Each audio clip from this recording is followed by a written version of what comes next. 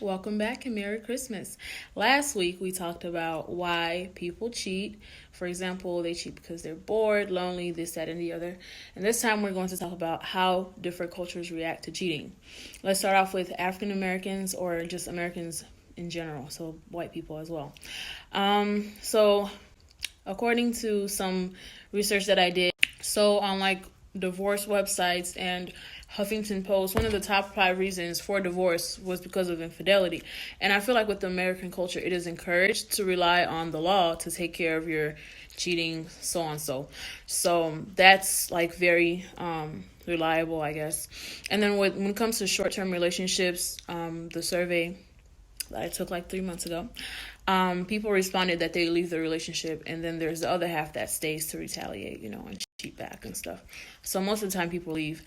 And so when it comes to the African culture, divorce is actually not common. Maybe modern day it's starting to become a thing, but typically the couple is encouraged to stay together for the goodness of the kids and other factors that come into play.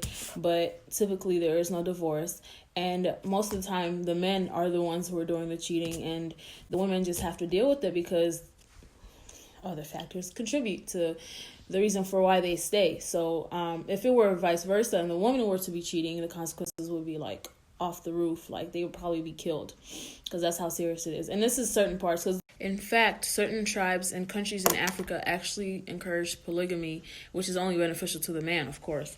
And I watched this documentary or a little series on Netflix, and it was just talking about, it's called Love and Sex Around the World.